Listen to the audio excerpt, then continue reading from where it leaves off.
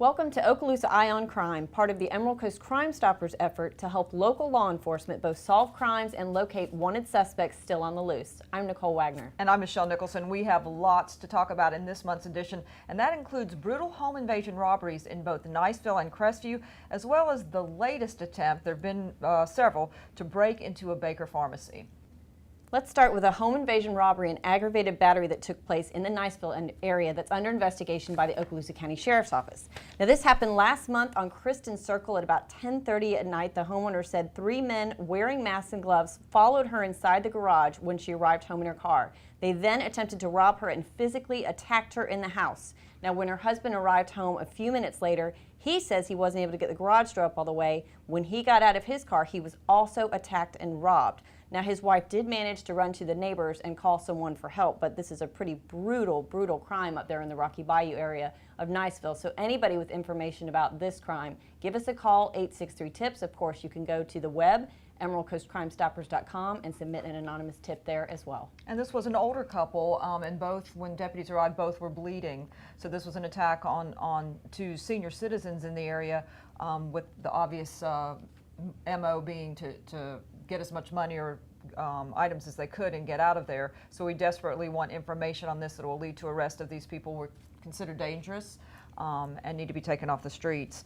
Next up, we have the Okaloosa County Sheriff's Office investigating 2 late-night robberies that may have been the work of the same individual. The first one took place around 10:30 at Alvin's Island on Okaloosa Island. A man walked up to an employee, demanded cash from the register. She was unable to open that register, so he left empty-handed. And while deputies were on the scene investigating that one, a call came in of a second robbery just a short time later at the Waffle House on Racetrack Road. The suspect there came in, handed the worker a note demanding money, took some cash and left. And the descriptions of both suspects are pretty much identical. A white male wearing a white shirt, white shorts, and white hat with a towel around his shoulders. So anybody with information on that one, give us a call as well. And we do want to mention also, you can go to our YouTube channel if you visit sheriff-okaloosa.org. On our YouTube channel, we have, I believe there's 3 videos, one of the suspect's vehicle on that one, and then 2 from the actual businesses themselves of those 2 robberies. So next up, the Okaloosa County Sheriff's Office is asking for information about a burglary that occurred at the Health Smart Pharmacy over on Highway 189 in Baker. Shortly before 1 a.m. on the morning of July 25th, 2 unknown male suspects gained entry by throwing a piece of concrete through the glass front door. They then forced entry into the pharmacy section, stole various prescription medications and other items. Now, one of the suspects was wearing a dark-colored hooded sweatshirt with the word Adidas on the front in white letters. He had on gray shorts and gray and black gloves and black and teal colored tennis shoes. He had the hood of the shirt pulled up over his head and a white piece of cloth under the hood. Second suspect was wearing a dark colored hooded sweatshirt and also had the hood pulled over his head. Now, over the hood, he had a navy blue toboggan over his head and face. He was wearing dark blue jeans with a white design sewn on the right rear pocket and some black tennis shoes. And you can also see some of the graphics on their clothing in the photographs there. So if you recognize them, give us a call, 863-TIPS. And I recall the Okaloosa County Sheriff's Office did make an arrest in another attempted break-in at that same pharmacy, where the guy actually tried to back his truck in to break the door, and deputies were able to track him down and make an arrest in that one. Next up, though, we're investigating a burglary to an ATM machine at the Coastal Bank and Trust on State Road 20 in the Niceville area. A deputy responding to a bank alarm shortly before 1 a.m. on July 29th found someone had broken into an ATM on the building's west side and did gain access to cash. The amount of stolen money is still being determined exactly. A similar crime took place a short time earlier, again at a Coastal Bank and Trust ATM, but this one in the city of Niceville. Investigators for both agencies asking anyone with information to contact the agency or Emerald Coast Crime Stoppers. And remember, along with 863-TIPS, you have emeraldcoastcrimestoppers.com, or you can text TIP 214 plus your message to crimes, which is 274637. And next up is another home invasion robbery, but this one was in Crestview. The Sheriff's Office is trying to determine who attacked and robbed a Crestview resident on the morning of August 26th in the garage of his home over on Ridge Lake Road. Now, the victim says he was robbed at gunpoint about 9:22 a.m. by a man who entered his garage. He also struck the 67-year-old victim several times with the weapon before taking off. Now, deputies did look in the area for the suspect, who was described as a slender black male, about 5'10" to 6 foot tall, wearing unknown color long sleeve shirt and pants. Now, schools in the area actually went into a temporary lockdown that day because of this incident, but the victim was taken to North Okaloosa Medical Center, Crestview, treated for his injuries. But again, elderly victim, home invasion robbery, struck several times with a weapon. So anybody with information on this case, give us a call, 863-TIPS, or go to the website and submit one. And also you have the similarity of coming in through the garage in both cases, but however, the descriptions of the suspects, not the same. Not the same, no. Okay, next up, the Walton County Sheriff's Office is trying to identify 4 people that stole 8 laptop computers from the Walmart in South Walton back on July 31st. The suspects are seen acting in concert on surveillance video, moving the laptops from the display shelf to the corner shelf. They then placed the computers in blue storage totes and left the store, of course, without paying. So that's a situation where we've got some pictures there. Someone may know of similar crimes like this happening across the region or in the area that could be organized. So we're asking anybody with any information on that at all to contact Emerald Coast Crime Stoppers. That's right. And next up, the Fort Walton Beach Police Department is seeking information about a recent business robbery. Now, this happened back on August 19th. It was about 3:30 p.m. An unidentified black male robbed the Walton Cleaners, which is located there on Beale Parkway in Fort Walton Beach. He demanded money at knife point, then fled the store, headed eastbound on Jackson Street toward Shell Street. He was wearing red shorts, a brown shirt, and a white do-rag on his head. Now, anybody with information regarding his identity, give us a call, 863-TIPS. Wow, and we've got more on the list today. The Okaloosa County Sheriff's Office asking for the public's assistance identifying a man captured on surveillance video burglarizing a boat at a Fort Walton Beach business. The break-in took place sometime overnight, July 30th, at Captain's Choice Boats on Eglin Street. Surveillance cameras caught the thief first jumping over a wooden fence at the southwest corner of the boat parking lot. And he was carrying a large bag, and another camera caught him inside one of the boats up to 10 minutes as he removed the GPS and radar system and some wiring. Several boats were targeted, and the male was wearing gloves, a hat, glasses, and a long-sleeve shirt. The initial estimate of the value of the stolen property that he got away with was at least $20,000. And we got some pretty good video there showing him in action. Hard to get a real clear look at his face, but certainly someone who knows this individual might recognize him if you watch the video on that.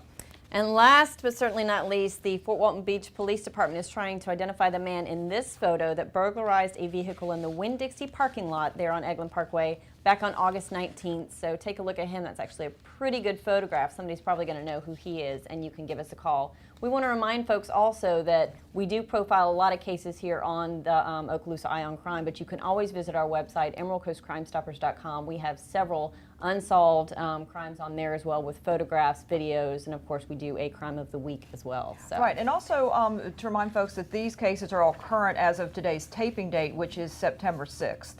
And now, we also want to emphasize again that, we always say call 863-TIPS, which is a simple thing to remember, but you've got the option as well of texting TIP 214 plus your message to crimes. That number's 274-637 or crimes. And then, of course, you have emeraldcoastcrimestoppers.com, which is another simple way to get the information in. And now let's go back to 1981 and a cold case that investigators hope to heat up. The murder of a man whose body was dumped at a Crestview area rest stop back in 1981.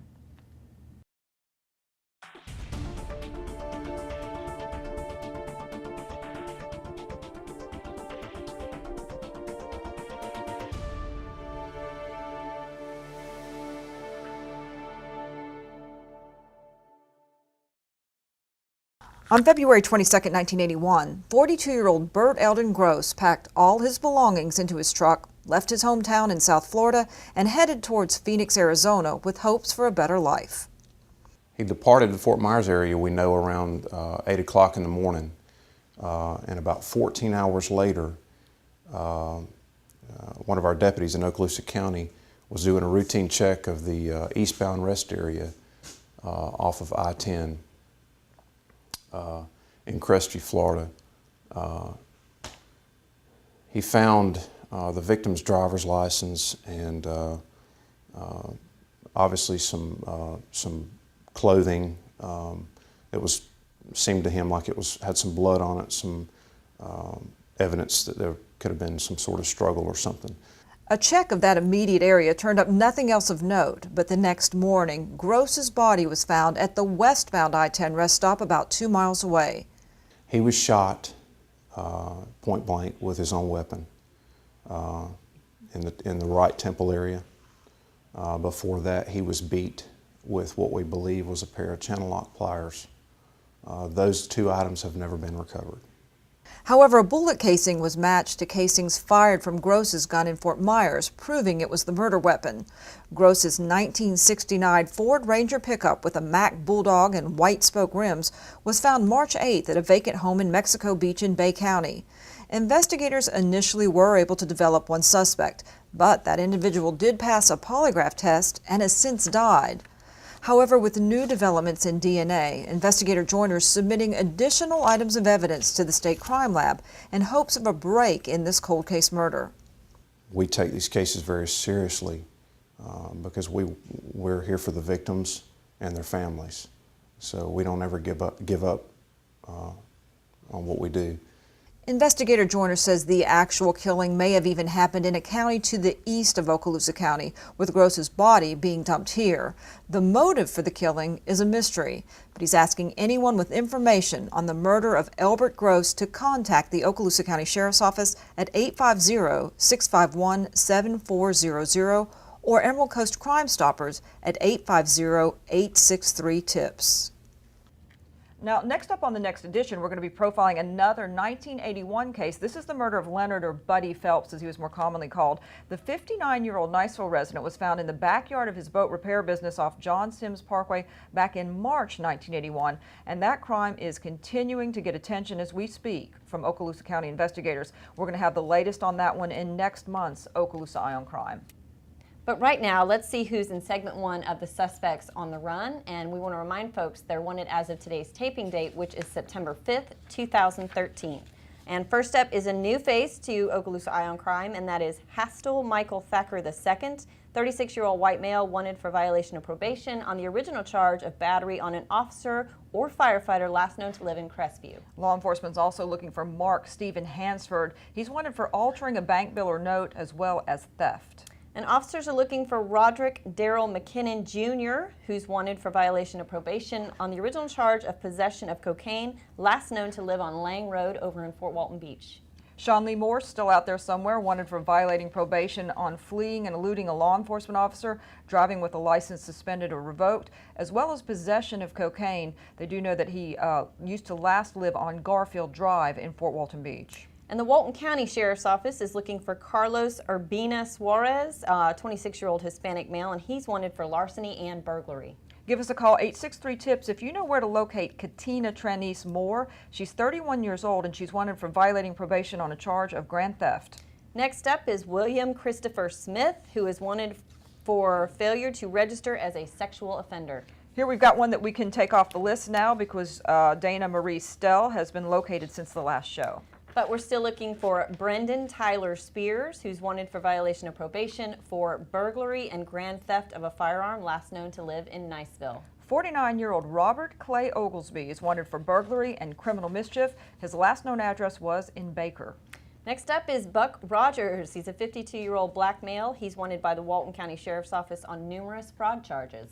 Also still looking for Angela Diane Fitzgerald, 35 years old. Fitzgerald's wanted for grand theft, uttering a forged instrument, and forging a bank check. And call 863-TIPS if you know where Charles Keith Wallace is. He's wanted for possession of a controlled substance without a prescription. 31-year-old Brittany Jo Wing is wanted for violating probation on charges of trafficking in stolen property, providing false information to a pawnbroker, as well as grand theft. Christopher Allen Chance, who's wanted for fraud, burglary, and dealing in stolen property, last known to live in Fort Walton Beach. And last on this list, Casey Jackson Capps, 23 years old. Capps is wanted for 3 counts of larceny, last known to live on Memorial Parkway in the city of Fort Walton Beach. And up next, meet 11-year-old Austin Beach of Hattiesburg, Mississippi, recognized this month for his quick actions that saved the life of a drowning 4-year-old back on July 18th. We're here today to recognize a young man that this past July, about the middle of July, had an incident here at the pool at Crystal Beach Inn. And we're here to recognize Austin Beach for some actions he took that day, which are heroic.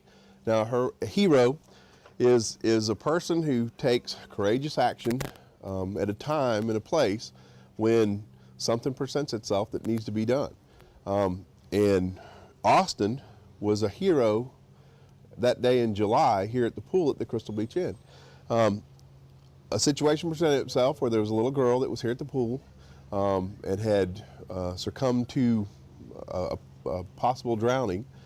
And Austin saw the little girl go under or go onto the bottom of the pool, and he took immediate action. He didn't hunt around for somebody to help him. He took immediate action.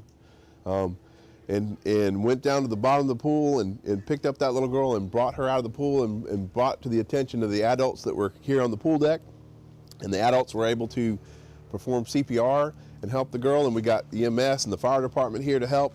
But the actions of Austin is what saved that little girl's life. And today that little girl is healthy and recovered good. So I started on behalf of the Okaloosa County Sheriff's Office and the folks here at the Crystal Beach Inn and all the leadership, and certainly the family of that little girl. We wanted to present you with a little life-saving award that Investigator Grapone's going to give you right now. It's just a little appreciation from the Sheriff's Office and all the folks that here at the Crystal Beach Inn. I'm going to give you a copy of the video of what you did, okay? And a copy of the write-up that we did to get you the award, okay? And this is not a common thing. Now there are lots of heroes in our community and visitors, and Austin and his family are from Hattiesburg, Mississippi. We're down here on vacation in July when this event happened, and it's a rare thing that we get to honor folks in this manner, especially heroes, especially somebody that's Austin's age. He was 10 at the time. He just turned 11 today.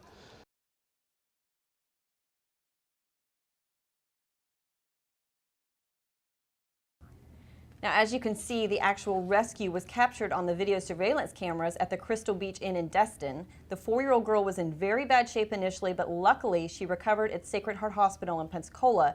Major Peacock presented Austin with the OCSO Life-Saving Award, one of the agency's youngest recipients of the honor. And that was really incredible. Such When a you great see story. the video, the little girl, it's really educational because she jumps into the pool, and it's a pool full of people, and nobody notices her. Everybody's just doing their own thing, and she goes under, and she does not come back up, and you can just see the shadow of her in the water. Austin dives down, I think, sees her underwater, kind of pops back up, takes another look, goes under, and comes up carrying her. And as you mentioned, it was apparently touch and go at the hospital. They weren't sure if this little girl was actually going to survive.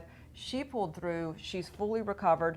And Austin, at the tender age of 10 at the time, this was presented to him on his birthday when he turned 11, at the tender age of 10, has already saved the life of another younger person. So that was one of the neater things Thank you to that young man. we've gotten to go to in a long, long time. Now, we also want to mention that if you want to find out if someone has a warrant with the Okaloosa County Sheriff's Office, you've got the information right at your fingertips. The warrant section here at the Sheriff's Office says that they can get up to 150 calls a day from people just basically wanting to find out if they have a warrant or if their neighbor has a warrant or someone they know. But you've got that information readily available on the OCSO webpage at sheriff-okaloosa.org. You just go under Public Resources, and then the drop-down list will give you an option of Okaloosa's wanted persons, and all you have to do is type in the name, and it will let you know if there's a warrant pending on that individual.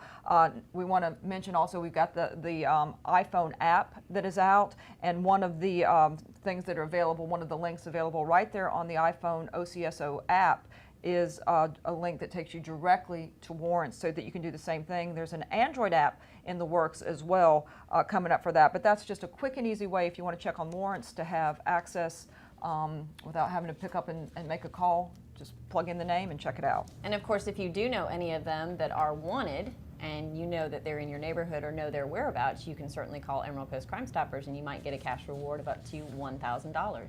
All right, now let's go to our second round of suspects. First up on this list is Brandon Keshad Armstrong, who's wanted for felony violation of probation for manufacture, deliver cocaine with intent to sell, possession of cocaine and possession of marijuana, last known to live on Greendale Avenue in Fort Walton Beach. And somebody out there has got to know where to find Polo, because he's been on here for a while. Mackenzie Perez Harris, aka Polo, 24, suspect in a Crestview Police Department grand theft investigation. And the Walton County Sheriff's Office is still looking for 42-year-old Geronimo Balan, who's wanted for failure to appear on the original charge of DUI and driving while license suspended or revoked. Also, Walton County Sheriff's Office looking for Everett Hairston, 30 years old, wanted for violating probation on a charge of grand theft auto. Emmanuel Uribe Martinez, 29 years old, wanted by the Walton County Sheriff's Office for violation of probation on the original charges of resisting an officer with violence and loitering and prowling. Now moving to someone last known to live in Shalimar, 25-year-old Samuel Edward Thomas III. Thomas wanted for violating probation on charges of providing false information to a pawnbroker, false imprisonment, and grand theft. And we're still looking for James Michael Stange, who's wanted for felony battery. As well as 35-year-old Stephen Smelly, wanted for dealing in stolen property. And finally, Lonzel J. Knox, who's wanted by the Walton County Sheriff's Office for aggravated battery. And let's move on to some video now. We want to share with you a special video that was put together for the International Conference of Police Chaplains by our own local chaplain, Larry Carter.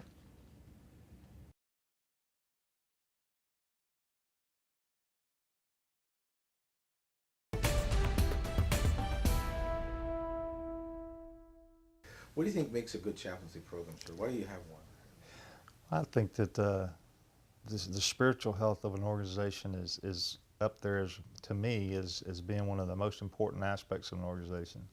You can say a lot about the things that we do, and especially a law enforcement or military organization where we truly rub elbows with evil every day. Our deputies see some horrific things, whether it's a traffic crash, and, dealing with death or child abuse or child neglect or drug addicts or homelessness or any of those social ills that let us know that as people we're fallen or we're not perfect. And how do you deal with imperfection in a job that requires it?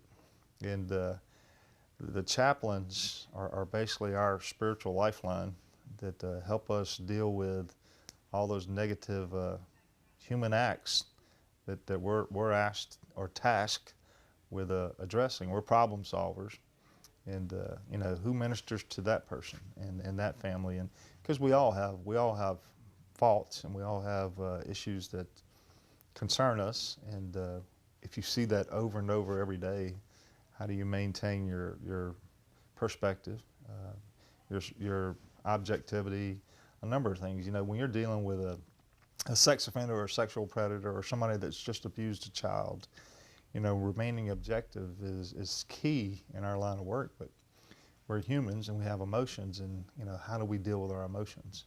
And if you don't have an outlet for that, and the other aspect, our chaplains, what I see as a good chaplain is somebody that's a good listener, that really truly cares about another individual's problems, and a problem solver. If a deputy comes and his marriage is all torn apart, his family life's not what it should be, and where does he go for guidance? If he goes to a supervisor, does a supervisor hold that against him or judge him based off his home life and his professional life? And a good chaplain is somebody that listens and cares, and it is a problem solver. Actually has some references or counseling or some spiritual guidance. What would you say to a police chief or a sheriff who's considering a chaplaincy program? What benefits, or how would you give him some counsel, sir? I think that you'll have the tendency to know in your organization if your morale's good or bad. You'll know about things, and not necessarily individuals, but you'll know if you have a lot of your employees that are in debt to the point where they have to file bankruptcy or can't afford their rent. They can't afford child support or to feed their families. All those things that detract from doing a good job for the citizens and keeping our folks safe, because if they're distracted with all those issues, then you've got a problem. You got a bigger issue, and trying to track down what that is. You've got an outlet for these deputies or law enforcement employees and even civilians to address some of those concerns that they wouldn't go to their boss with, they wouldn't go to their supervisor with. but if left unchecked, then it's going to become an issue for the agency or the organization, because they're going to miss days, or they may leave you abruptly, and all that training and time you've got spent in them. But from a human perspective, it's about taking care of people, and I don't know how you place a value on it, but I know that there is one, and it's probably one of our most important ones. Many years ago, sir, I understand that you were instrumental in the chaplaincy program we have here at the Sheriff's Office. What do you think has been the success to that program? Well, it's certainly grown, and anytime you bring in a new group that are non-law enforcement into a law enforcement agency, there's kind of standoffish, but I think the more time that has gone by and the more acquainted our deputies get with our chaplains, they become part of the family, and it's just an accepted part of the family now that, hey, that guy's or that woman's here to help me, and they're not going to tell my secrets to anybody. There's a privileged communication there, and they're willing to pray with me. They're willing to offer solutions or references or counseling, and it's one of those there's no tangible that you can reach out and grab a hold to, except that you have a healthier workforce, because I think our spiritual health certainly affects our physical and mental health, and it's probably, if you go back to the old adage of the stool and the stool legs, it's just one of those legs that you can't live without. And finally, sir, the chaplains as well as the deputies go through a lot of training, and some of the training is provided by the International Conference of Police Chaplains. Do you have a comment about that, sir? I love that group. Trying to standardize with, in the political environment we live, in the legal environment we live, trying to standardize that, coming across as non-denominational, where you're not going to be very specific as far as denominations. That group provides training and resources that chaplains can go to and get training. In summary, sir, if you, a potential man or woman is considering chaplaincy and they stop by and ask you for counsel, what would you tell them? Somebody that's looking to go into the chaplaincy, Yes, sir. that I would tell them it's a ministry. It's a ministry unlike any that you'll ever do, but it's also similar to being a pastor of a church. I mean, you have a flock, and you're basically committing to take care of that flock, and you're committing not to that organization and not to that individual, but you're committing to God that I'm going to shepherd and counsel and guide this flock. And it's a flock unlike any that because it's not like you've got a squeamish bunch here when you're in law enforcement. And it's not like that they're not opinionated, and or that they're necessarily gentle. They're very firm, professional, opinionated people that you're dealing with that see a lot of evil in this world. And so how do you hash that out? How do you hash that out with their beliefs and their faith or their seeking? But it's a ministry, and it's a ministry that you've got to commit to God. So it changes over time, and our ministry changes over time. But certainly those that have a passion or gift to deal with chaotic situations and very heart-wrenching situations, that this would be a line of work for them where they could actually get down and dirty with the other side of life. Well, thank you, Sheriff Ashley, for taking the time and speaking about the chaplaincy and what you think makes a good chaplaincy program. And thanks again for your time, sir. Oh, my pleasure. God bless.